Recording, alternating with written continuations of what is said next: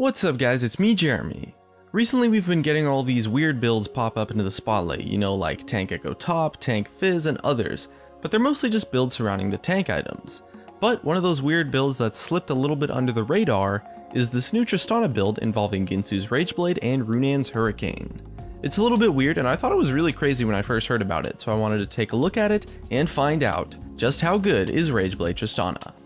And if you guys enjoyed the video, don't forget to hit that like button, and if you don't enjoy the video, click that dislike. And let's get started.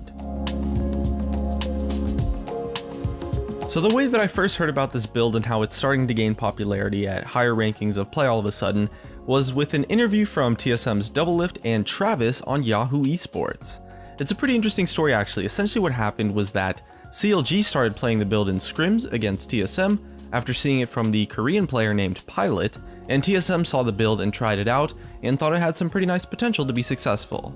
They didn't think it was crazy, but it was a bit weird and pretty solid overall. And the pick did get leaked to most of the other teams, and since they didn't know how to deal with it, it was kind of just banned out in most of the games in the semi-finals of the LCS playoffs. So despite the power that Rageblade Tristana supposedly might have at the competitive level, we didn't actually get to see too many games of it in the LCS playoffs, because Team Liquid and Immortals didn't actually know how to play against it, so they just didn't want to take the risk of having to face this new strategy. So there's your proof right there that Rageblade Tristana does have a little bit of merit to it, and it's decent at the competitive level, at least in the eyes of CLG, TSM, Team Liquid, and Immortals.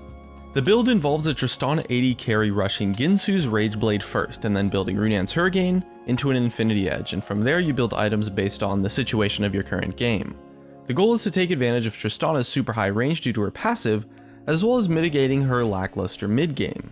Tristana is an insane hyper carry in the late game, but her mid game is really lacking, and a lot of the time the team fights during the mid game are kind of what snowballs the game and decides the eventual winner, especially at the competitive level. So finding a way to mitigate that power trough while also still having this trump card up your sleeve in case the game isn't actually decided yet 35 minutes in, sets you up for a solid overall composition potentially. She ends up playing out a lot like a Kog'Maw would, but Tristana's escape is amazing, so it makes her so much more reliable and harder to counter, albeit with a little bit less damage. It's not by much, she's still definitely dealing tons of damage regardless, due to her steroid and the whole, late game 80 carry thing.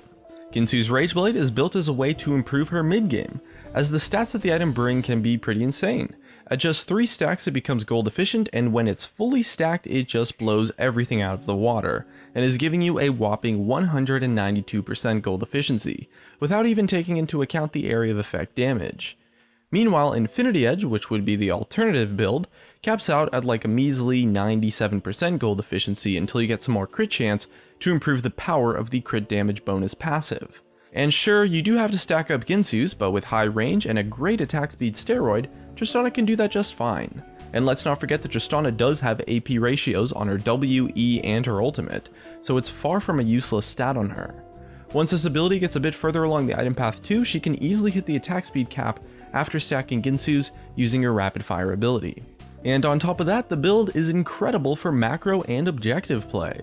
The wave clear Tristana gets becomes insane, as she has Guinsoo's Rageblade's area of effect damage, the Runaan's Hurricane area of effect damage, and her explosive shot passive area of effect damage. And her explosive shot has attack damage and ability power scaling, so she's going to be killing turrets insanely fast too with that ability, while her wave clear is going to allow you to siege, push out lanes, and defend versus your opponent's siege. Her wave clear honestly becomes so amazing that you can even stall out when the opponent has a Baron buff. So on the objective level, this build is just amazing compared to the traditional Tristana build, and it does a solid job of capitalizing on Tristana's strengths in her kit of her passive and her Q in order to take objectives and stop your opponent from taking objectives as well. The main weakness this build presents is that during the early game, during the laning phase, you kind of take a little bit of a hit since the build path of Guinsoo's Rageblade is definitely not ideal for the laning phase. And while this doesn't matter at all in competitive play because they usually just lane swap anyways and build a call, in solo queue this can be a little bit detrimental.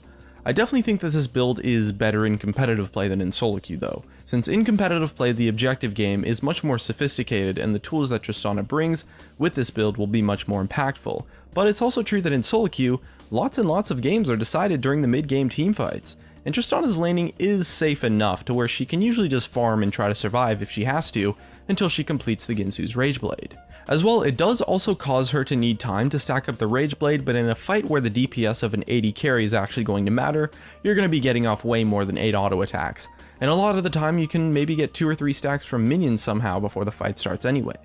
And once you actually do complete the Guinsoo's Rage Blade, it's a lot more powerful than a standard Infinity Edge would be once you finish it. Sure, the build path kinda sucks, so you do kind of have to try and survive for a little bit, but once you finish it, it gives you a really strong one-item power spike that allows you to compete with the early to mid-game strength of the other meta AD carries. And the whole idea surrounding this is that her late game is going to be so amazing regardless just because she's Tristana, that it really doesn't matter at all and you can still pick up Infinity Edge as your third item anyway.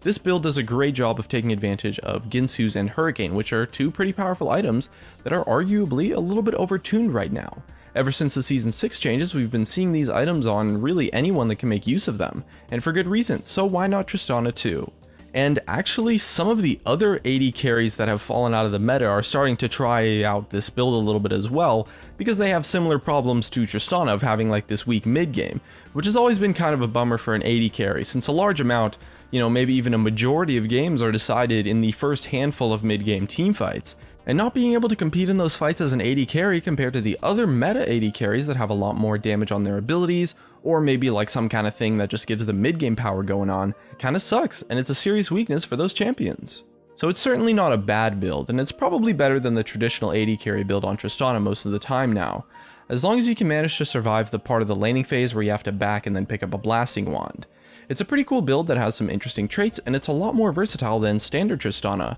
which to me makes it a lot more interesting, and certainly a lot more fun. And since it's proven to have power at the competitive level, it's not unreasonable to build Tristana this way yourself, as despite the differences between competitive play and solo queue, most of the pros are still building and playing Tristana like this in Challenger solo queue anyway, so maybe give it a try if you haven't already, and dust off that old Tristana pick if you feel like it, and most of all have fun. Looks like that's going to be just about it. Thanks for watching, subscribe if you want, and I'll see you guys next time.